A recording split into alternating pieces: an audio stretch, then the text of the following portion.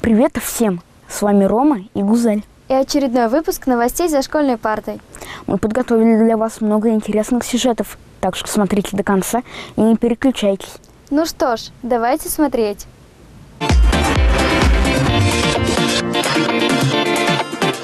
Ежегодно девушки и юноши, достигшие значительных результатов в учебе, научной и творческой деятельности, удостаиваются специальной стипендии главы Чувашской Республики. Начиная с 2004 года ее получили более 14 тысяч человек. А в этом году ее получил Иванов Никита, обучавшийся в 8-й школе города Канаша. Наш корреспондент Кирилл Попов пообщался с ним. Скажи, что нужно сделать, чтобы стать таким же хорошим спортсменом, как ты?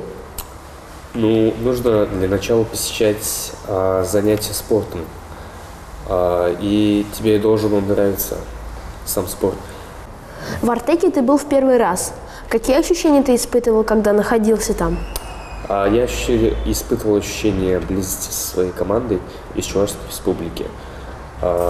Во-вторых, я испытывал много положительных эмоций, находясь в этом лагере, потому что это один из самых наикрупнейших и наилучших международных детских центров России и мира. Ты хорошо учишься? Да, хорошо. А как у тебя получается успевать в спорте? Успевать в спорте и в учебе мне помогает то, что я не трачу своего времени понапрасну. Я трачу его только на самое важное, что нужно для учебы или спорта. Расскажи свой распорядок дня. После школы я посещаю тренировки по теннису и легкой атлетике. Они происходят каждый день, кроме воскресенья. Именно благодаря упорным тренировкам я достигаю своей цели. Что мотивирует тебя заниматься спортом? Заниматься спортом меня мотивирует то, что независимо от того, какую профессию я выберу, будь то профессия, связанная с умственной деятельностью или непосредственно с физической, спорт мне поможет в любом моем начинании.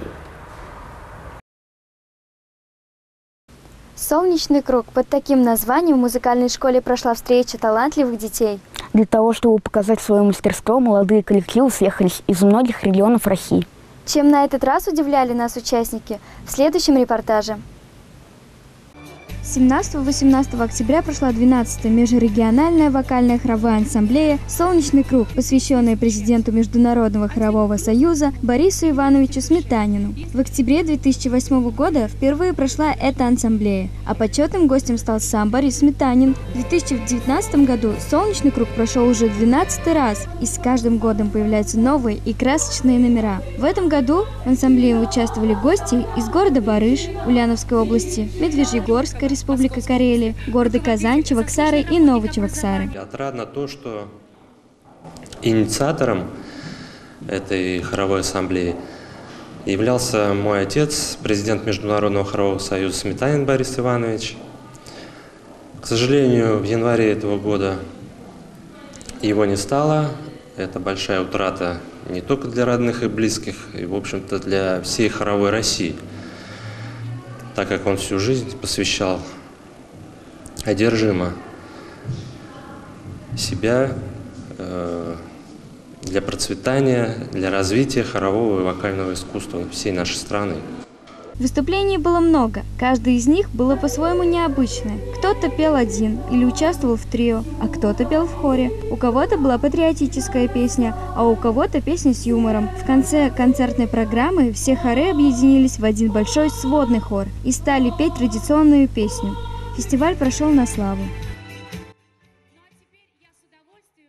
В предстоящем году мы отметим 75-летие со Дня Победы Великой Отечественной войны. Молодое поколение держит воспоминания ветеранов, побывавших на фронтах сражения.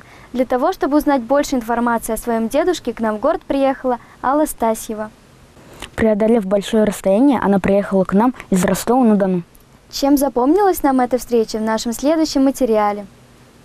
Цель моего визита связана с ВАКО-госпиталем 3062 и 3070, в котором был на излечении, оперировался мой дедушка Черненко Андрей Демьянович, 1920 года рождения. который после Курской дуги под Прохоровкой попал в ваш госпиталь, находился на излечении, была ампутация ноги, и он стал инвалидом Великой Отечественной войны и благополучно в 1944 году с медсестрой отправился домой. Идея попасть к вам, она зрела в течение 10 лет, потому что только в 2008 году, позвонив в архив военно-медицинских документов в Санкт-Петербурге, я узнала, где находился этот госпиталь, потому что информации в интернете не было.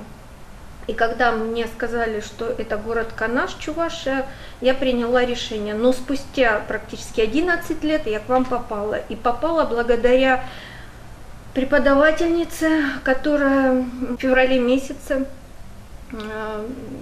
выставила работу ученику по госпиталю. И таким образом я нашла школу, в которой был госпиталь, и приехала сюда.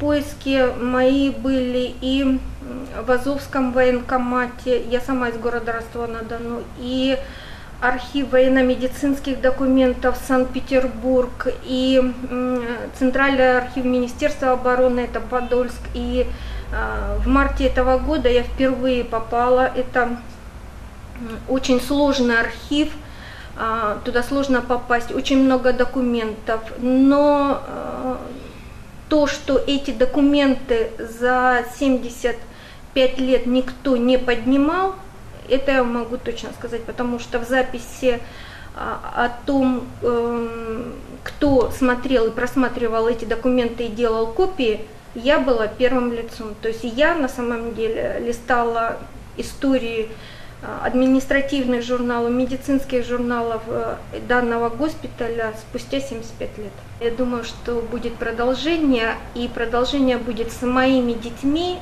Я уже решила, что я поеду под битву на Курской дуге, под Прохоровку, там есть мемориал битвы, то, с чего началось все на самом деле, потому что дед был командиром взвода танковой дивизии, и после ранения он попал в госпиталь. Его боевой путь закончился в 1943 году, но это ни о чем не говорит.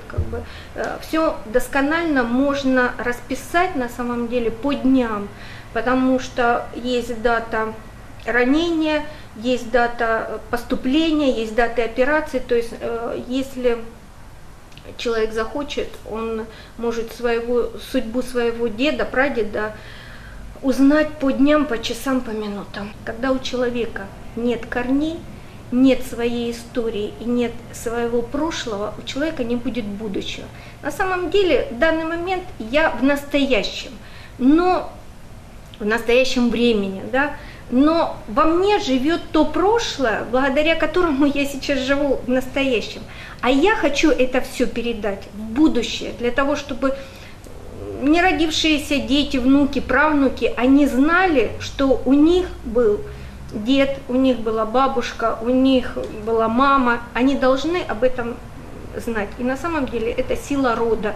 Вот говорят, в чем сила рода? В том, что ты знаешь все до 7-го поколения. Вот на данный момент, занимаясь родословием своей семьи, у меня 7-8 поколений. И родословное дерево для моих детей составляет 1074 человека. То есть история моего дедушка – это капля в океане людских историй, капля. Но эту каплю я хочу поделиться со всеми в городе, Канаш, данной школе, потому что я уверена, что дети сейчас придут домой и расскажут все своим родителям, и всем будет интересно. Спасибо. Ребята, на этом наш выпуск подходит к концу. Мы постарались для вас показать самое интересное и запоминающееся этого месяца. Мы встретимся с вами совсем скоро. Пока. До новых встреч!